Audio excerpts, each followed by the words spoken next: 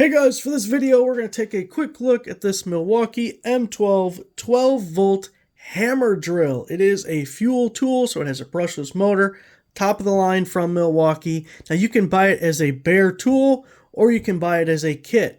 When you buy it as a bare tool, it's just what it sounds like. You get just the tool, nothing else, just the tool. The model number as a bare tool is 2504-20.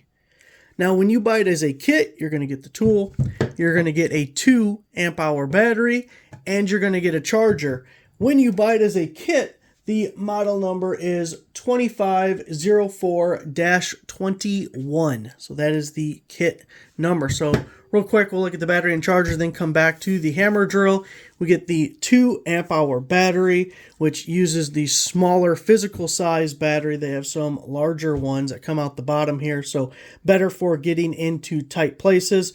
Also, it is the 2 as opposed to the 1.5. Some of the kits only come with a 1.5 amp hour battery, and the case of that is identical. So if you're going to use the same casing, obviously you as the consumer would prefer the 2 amp hour battery, which will last longer and be better suited for a wider variety of tools. Now you also get the 12-volt charger. This has a 3 amp output, so it'll take less than an hour to charge that 2 amp hour battery. Looking at the hammer drill itself, you can see we have the belt clip on that side. There's a screw there. It is removable. You can put it on the other side or take it off completely if you don't need it or it gets in your way. You have a battery level indicator just below there, so we can slap the battery on, hit the trigger, and you can see we're at about a 50% charge. Now when you hit the trigger, you also get this LED light just below the chuck, so it illuminates what you are working on. Good for inside a cabinet or some kind of dark space.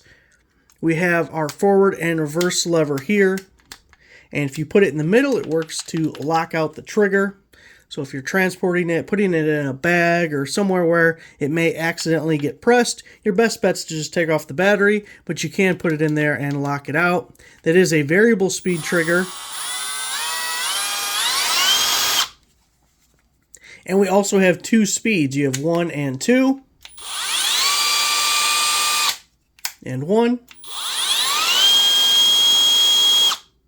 And then we also have the adjustable chuck here. If we rotate it all the way in this direction, you can see the indicator arrow telling us what mode we're in. That little hammer symbol tells us we are in hammer drilling mode, which is great for concrete blocks, some tiles, things of that nature, masonry type stuff mostly. And then we have regular drill mode there. And we have this adjustable clutch for different torques.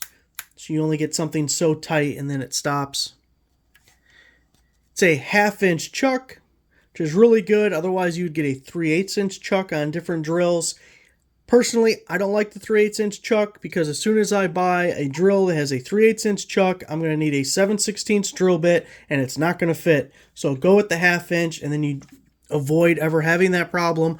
Also, you can see it has a metal chuck right here. The collar sometimes is made out of plastic on some tools.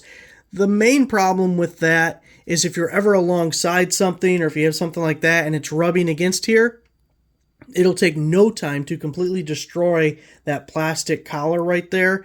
And not only will it look awful, but when you're tightening and loosening things, it could have sharp edges on your hand or whatever. It's just not good. So a metal one, the worst thing you're ever going to do with this thing is scratch the paint if you're up along something, but you won't actually damage it in any way. So really nice tool.